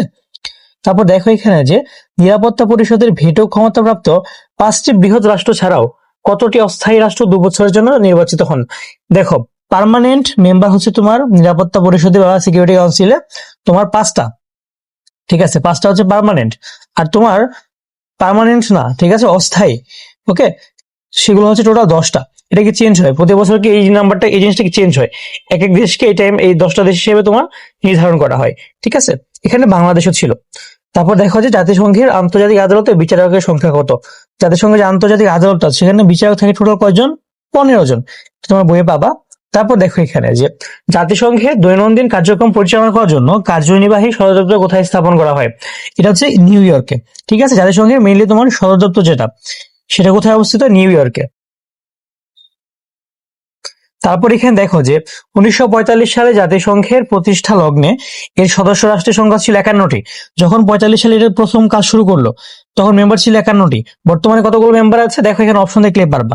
এখানে কোনোটাই না, এই অপশনটা হবে কি 193টা মেম্বার আছে টোটাল। তারপর এখানে দেখো যে বিশ্বের উদ্ভূত যে কোনো পরিস্থিতির মোকাবিলায় নিরাপত্তা পরিষদের কতটি স্থায়ী রাষ্ট্রের ভেটো প্রয়োগের প্রয়োজন হয়? এখানে হচ্ছে টোটাল 5টা, ঠিক আছে। পার্মানেন্ট হচ্ছে 5টা, আর হচ্ছে তোমার যেগুলো অস্থায়ী সেটা হচ্ছে 10টা, ওকে। পার্মানেন্ট কয়টা? 5টা। আর অস্থায়ী কয়টা টোটাল? অস্থায়ী হচ্ছে টোটাল 10টা, ওকে। তারপর দেখো এখানে যে 1971 সালে বাংলাদেশের মুক্তিযুদ্ধ চলাকালীন সময় পাকিস্তানের পক্ষে মার্কিন যুক্তরাষ্ট্র যুদ্ধ বন্ধের দাবিতে হুমকি প্রদান করলে বাংলাদেশের পক্ষে কোন দেশ ভেটো প্রদান করেছিল? সেটা কিন্তু দেখো এখানে ফ্রান্স হবে না, কোন দেশ, এখানে ফ্রান্সটা ভুলে হয়ে গেছে। এটা অ্যান্সার হবে কি আমাদের রাশিয়া। আমরা সবাই জানি ওই টাইম কি ইউএসএসআর বা ইউনাইটেড সোভিয়েত সোশ্যালিস্ট রিপাবলিক, তারা কিন্তু আমাদের পক্ষে ভোট দিয়েছিল। কিন্তু কেন? তারা কি আমাদের ভালো চাইতে? আসলে না। তখন কি কোল্ড ওয়ার চলছিল, ঠিক আছে, কোল্ড ওয়ার বা স্নায়ুযুদ্ধ।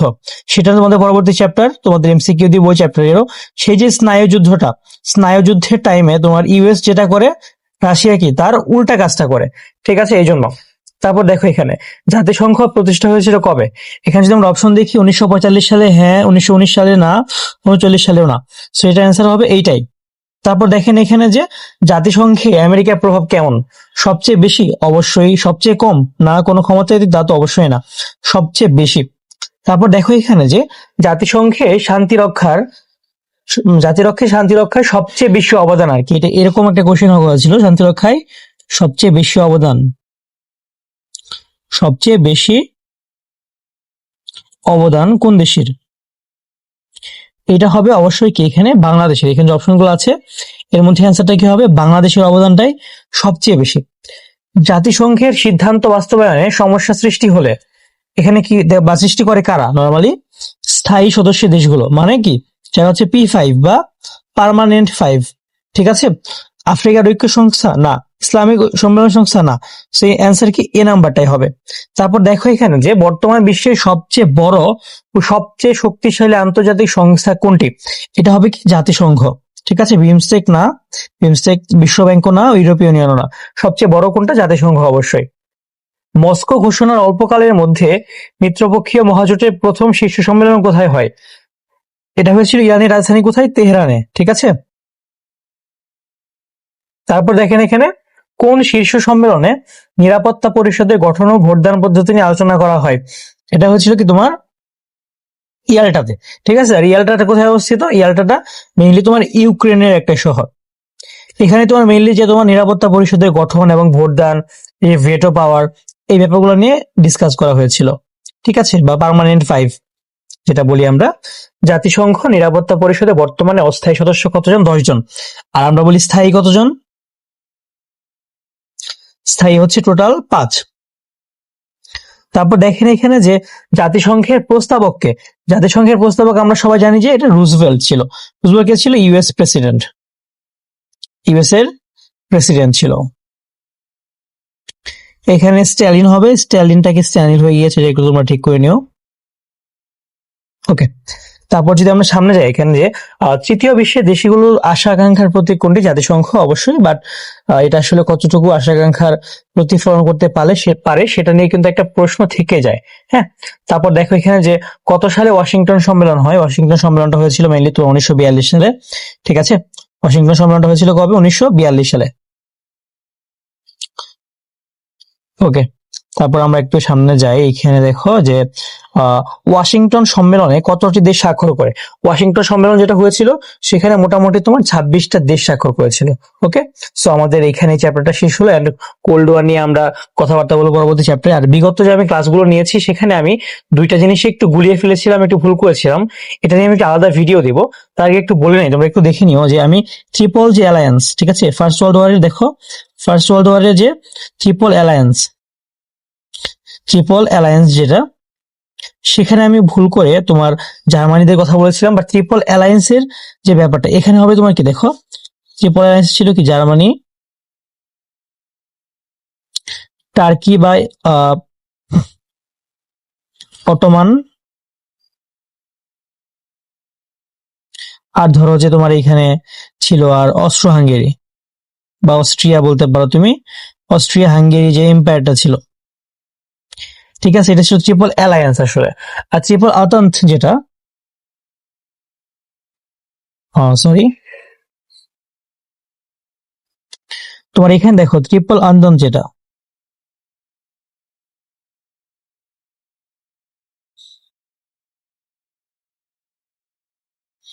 এইখানে ছিল হচ্ছে তোমার ধরো যে রাশিয়া, ফ্রান্স অ্যান্ড ইংল্যান্ড। ঠিক আছে, এই জিনিসটা আমি একটু ভুল করে তোমার উল্টা বলেছিলাম, এটা একটু খেয়াল রাখবা। আর আরেকটা জিনিস, যে ফার্স্ট ওয়ার্ল্ড ওয়ারে টোটাল কতটি দেশ অংশ নেয়? সো আমি এটা 40 বলেছিলাম, আমি একটা সোর্স থেকে পেয়েছিলাম, বাট এটা তোমাদের বইয়ে আমি দেখেছি 34 আছে। সো এটা একটু তোমরা দেখে নিও। হ্যাঁ, এই দুটো ইনফরমেশন একটু ভুল বলেছিলাম, আসলে মানুষ মাত্র তো ভুল হয়, সো একটু ঠিক করে নিও, আই এম ভেরি সরি। ওকে, আর তোমরা যারা ঢাকা ভার্সিটি খ ইউনিটে ভর্তি পরীক্ষা দিবা, তোমাদের জন্য আমি আর তোমাদের অর্ক ভাইয়া একটা প্রাইভেট প্রোগ্রাম লঞ্চ করেছি। এই প্রোগ্রামটা আসলে কি, তুমি দেখো এটা কিন্তু আসলে কোনো কোর্স না, কোর্সে তোমার 500, 600, 1000 স্টুডেন্ট থাকে, সেখানে কি তোমার পার্সোনাল কোনো কেয়ার নেওয়া হয় না। কিন্তু এই কোর্সটাতে আমরা তোমার জন্য ক্লাস নিব, সব এক্সাম নিব, রিটেন পড়াবো। স্পেশালি যেটা আমাদের অনন্য ফিচার সেটা হচ্ছে আমরা তোমাকে একদম ধরে ধরে পড়াবো। ঠিক আছে, ধরে ধরে পড়াবো, তোমার যে কোনো প্রবলেম হলে আমাকে তুমি ধরে ধরে জানাতে পারবা, এনি টাইম কোয়েশ্চেন করতে পারবা, এন্ড 24 ঘন্টা একটা মেন্টাল সাপোর্টের মধ্যে তোমাদেরকে আমরা রাখবো। ঠিক আছে, সো তোমরা সবাই একটু আমাদের এই কোর্সটা চেক করতে পারো। এন্ড আমরা সবাই কিন্তু চাই যে আমরা যখন ধরো যে প্রস্তুতি নিই, আমরা চাই যে একটা ঢাবিয়ান ভাইয়ার কাছে যদি আমরা একটু মানে প্রস্তুতি নিতে পারতাম বা তার সাথে একটা ফুল টাইম একটা যোগাযোগ রাখতে পারতাম, তাহলে হয়তো আমাদের একটু ভালো হতো। সো সেই সুযোগটা আমরা তোমাদেরকে দিচ্ছি। আমরা ফিটা রেখেছি মাত্র 8,000 টাকা। তুমি একটা ঢাবিয়ান ভাইয়ের কাছে 3-4 মাস পড়ো, তোমার কাছে কিন্তু এর চেয়ে বেশি লাগবে, বাট তুমি তাকে কিন্তু ফুল টাইমও পাচ্ছ না। সো এখানে তুমি একটা অনন্য সুযোগ পাচ্ছ আমাদের সাথে কোর্স করার। আমাদের ক্লাস যদি তোমার ভালো লাগে বা মনে হয় আমরা তোমাদেরকে মোটিভেট করতে পারছি, তাহলে অবশ্যই তোমরা আমাদের এই কোর্সটাতে ভর্তি হতে পারো। ধন্যবাদ সবাইকে, আসসালামু আলাইকুম। আসসালামু আলাইকুম, এইচএসসি 32 ব্যাচ। আশা করি তোমাদের পরীক্ষাগুলো খুবই ভালো হচ্ছে। অনেকেই মাঝে মাঝে বলছো যে ভাই আমার তো এই পরীক্ষাটা খারাপ হয়েছে, এই এমসিকিউ তাই মনে হচ্ছে 7 পাবো। না ভাই, তুমি 7 পাবা না, তুমি ইনশাল্লাহ 8 বা 9 বা 10 এমন পেয়ে যাবা, দেখবা। ঠিক আছে, এরকম ভয় অনেকেই পেত বিগত বছরগুলোতে, আমাদেরকে বলতো, বাট আমরা দেখেছি শেষমেশ তারা কি পাশ করে যায়। কিন্তু এই ঘটনার জন্য তারা যে অন্য পরীক্ষাগুলো খারাপ দেয়, সেগুলো কিন্তু একটা ব্যাড ইফেক্ট পড়ে। সো একটা পরীক্ষা খারাপ হতেই পারে, তুমি নিজের উপর ভরসা রাখো, সৃষ্টিকর্তাকে ডাকো, তুমি পরবর্তী পরীক্ষাগুলোকে একটু ভালো মতো দাও ইনশাল্লাহ। হ্যাঁ, তোমার পরীক্ষাটা আশা করি খুব ভালো হবে। সো এটাই। সো দেখো এখানে আমরা আজকে আলোচনা করবো যেটা নিয়ে, আমাদের ইতিহাস দ্বিতীয় পত্রের 7ম অধ্যায় এবং শেষ অধ্যায়। আমাদের আজকে এখানে শেষ হচ্ছে আমাদের এই প্লে লিস্টটা। এখানে আমরা আলোচনা করবো যে স্নায়ুযুদ্ধ বা পুঁজিবাদ ও সমাজতান্ত্রিক যে একটা বিরোধ। হ্যাঁ, এখানে এটা থেকে বিগত বছরে কোন ধরনের প্রশ্ন এমসিকিউতে এসেছে, এন্ড এই বছর কি কি আসতে পারে, তাহলে আসো আমরা সামনের দিকে যাই। আসলে স্নায়ুযুদ্ধটা মেইনলি কি তোমাকে আমি একটু বুঝাই। দেখো এখানে দেখো যে পুঁজিবাদ, পুঁজিবাদ কি? পুঁজিবাদটা হচ্ছে তোমার ক্যাপিটালিজম। পুঁজিবাদটা কি? এটা হচ্ছে ক্যাপিটালিজম। ক্যাপিটালিজম জিনিসটা কি? তোমার এখানে ধনতান্ত্রিক যে সমাজ ব্যবস্থা, এখানে কি তোমার সম্পত্তির একটা ব্যক্তিগত মালিকানা থাকতে পারবে, ঠিক আছে? ব্যক্তিগত বা প্রাইভেট ওনারশিপ থাকতে পারবে, ব্যক্তিগত মালিকানা থাকবে তোমার সম্পত্তির। কিন্তু তোমার এইখানে যে সমাজতান্ত্রিক যে ব্যবস্থা, এখানে কিন্তু তোমার ব্যক্তিগত মালিকানা নাই, এখানে কি সামাজিক, সামাজিক মালিকানা, ঠিক আছে? সো এখানে দেখো এই যে তোমার এই সমাজতন্ত্র কি বলে আসলে, যেমন একটা কথা আছে না যে কেউ খাবে তো কেউ খাবে না, তা হবে না, তা হবে না, তাই না? সো এখানে এই সমাজতন্ত্রটা এই ধরনের একটা মেসেজ দেয় আমাদেরকে, ঠিক আছে? সো ওই টাইমে তোমার সেকেন্ড ওয়ার্ল্ড ওয়ার যখন হলো, ওয়ার্ল্ড ওয়ার টু, এই সেকেন্ড ওয়ার্ল্ড ওয়ার হওয়ার পরে পৃথিবীটা দুইটা ব্লকে ভাগ হয়ে গেল। কি কি ব্লক ছিল? একটা হচ্ছে তোমার এই ক্যাপিটালিস্ট, যেখানে ক্যাপিটালিস্ট বিশ্বের একটা ধারক এবং বাহক ছিল ইউএসএ। আর সমাজতন্ত্রের ধারক ও বাহক আমরা দেখতে পাচ্ছি প্রথম বিশ্বযুদ্ধের পর থেকে, সেটা কি রাশিয়া বা ইউএসএসআর, ঠিক আছে? ইউএসএসআর বা রাশিয়া। সো স্নায়ুযুদ্ধটা আসলে কি, এখন আমরা সেটা বুঝি। ধরো তোমার একটা ফ্রেন্ড, যার সাথে তোমার একটু শত্রুতা, ঠিক আছে? ধরো তুমি এ, তোমার ফ্রেন্ড হচ্ছে বি, তোমরা দুজন হচ্ছে একে অপরের সাথে কথা বলো না, ঠিক আছে? কথা বলতেছো না। বাট ধরো তোমার ফ্রেন্ড আরেকজনের সাথে ঝগড়া করতে গেছে, তুমি কিন্তু ডিরেক্ট ওই ঝগড়ার মধ্যে গিয়ে ইন্টারফেয়ার করবা, তুমি হচ্ছে মাঝখান থেকে অন্য মানে অন্যভাবে ইনডিরেক্টলি কিছু একটা করতে যাবা। এটাই হচ্ছে স্নায়ু যুদ্ধ, মানে কি যুদ্ধ যুদ্ধ ভাব, আর কোনো ডিরেক্ট যুদ্ধ হবে না। তোমরা দুজনে কি অন্য একটা দেশে গিয়ে যুদ্ধ করবা, অন্য একটা এই টাইপ, ঠিক আছে? এরকম অনেকগুলো যুদ্ধ হয়েছিল, যেমন কোরিয়া যুদ্ধ, তারপর তোমার হচ্ছে ভিয়েতনামের যুদ্ধ। এইসব দেশে কি তোমার ধরো রাশিয়া তারপর যুক্তরাষ্ট্র দুইটা দেশে গিয়ে তারা তাদের যে আইডিওলজি, যেমন যুক্তরাষ্ট্রের পুঁজিবাদ, রাশিয়ার হচ্ছে তোমার সমাজতান্ত্রিক যে আইডিওলজি, এগুলো প্রমোট করতে চেয়েছিল। ওকে, সো তোমরা আশা করি বেসিকটা বুঝতে পেরেছো। এখন আসলে আমরা সামনের দিকে যাই। এখানে দেখো যে কোল্ড ওয়ার শব্দের বাংলা কি? কোল্ড ওয়ার শব্দের বাংলা হচ্ছে স্নায়ু যুদ্ধ, ঠিক আছে? এটা একটা ইজি জিনিস, আমরা এটাকে বলে ফেললাম।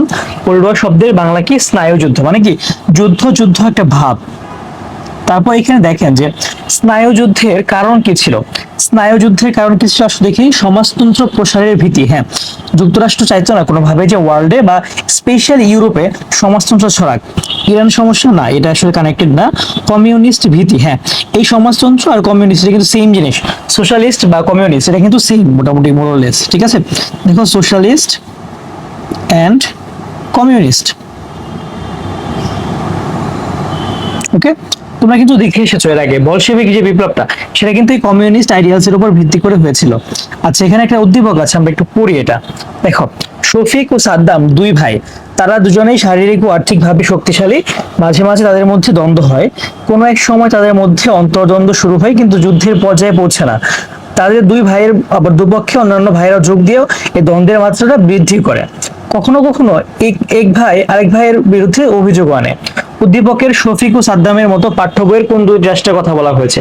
আমরা কিন্তু ইজিলি বুঝতে পারছি এটা পড়ে যে এখানে আমাদের সোভিয়েত ইউনিয়ন এবং আমেরিকার যে স্নায়ুযুদ্ধটা বা কোল্ড ওয়ারটা, কোল্ড ওয়ারের কথাটাই কিন্তু মেইনলি বলা হয়েছে। ওকে, তারপর একটু দেখেন এখানে আমাদের ব্যাপারটা যে উক্ত রাষ্ট্রের মধ্যে দ্বন্দ্ব অবসানের কারণ কি? তাদের দ্বন্দ্বটা অবসান হয়েছিল কবে? 1991 সালে, ঠিক আছে? 1991 সালে। তখন রাশিয়ার যে প্রেসিডেন্ট, তখন তার নাম কি ছিল? বা সোভিয়েত লাস্ট যে প্রেসিডেন্ট গর্বাচেভ, গর্বাচেভ, তিনি কি করেছিলেন? তিনি কি ইউএসএসআরটাকে ভেঙে ইউনাইটেড সোভিয়েত সোশ্যালিস্ট রিপাবলিক বা সোভিয়েত ইউনিয়নটাকে ভেঙে তিনি কি করেন 15 কান্ট্রিজ বা 15টা দেশে জন্ম হয়েছিল। সো ওই টাইমে কিন্তু এই সমস্যাটা সমাধান হয়ে যায়। উক্ত রাষ্ট্রের মধ্যে সমস্যা অবসানের কারণ কি? মানসিক পরিবর্তন একটা আছে অবশ্যই, আঞ্চলিকতাবাদ না। আর অস্ত্র নিরসন, অস্ত্র নিরসনটা কি? তোমার হচ্ছে আর্ম স্ট্রাগল, যেটা এইটাকে তিনি আর্মস রেসটাকে তারা কমিয়ে ফেলেছিল। সেখানে অ্যান্সার হবে কি? খ নাম্বারটা। তারপর এখানে দেখো যে পুঁজিবাদ বলতে কি বোঝায়। আমি কিন্তু শুরুতেই বলে আসলাম প্রথম সাইডে, দেখো পুঁজিবাদ বলতে কি? কোন একটা সম্পদের যে প্রাইভেট ওনারশিপ বা সম্পদের যে ব্যক্তিগত মালিকানা, এটাকেই বোঝায়, ঠিক আছে? আর সামাজিক যে মালিকানা, সেটাকে আমরা কি বলি? সমাজতন্ত্র। ওকে, তারপর দেখো এখানে আমাদের পরবর্তী প্রশ্ন, পুঁজিবাদ পুষ্পীভূত হয় কিসের মাধ্যমে? শোষণের মাধ্যমে, হ্যাঁ এখানে প্রথম অপশনটাই কিন্তু হয়।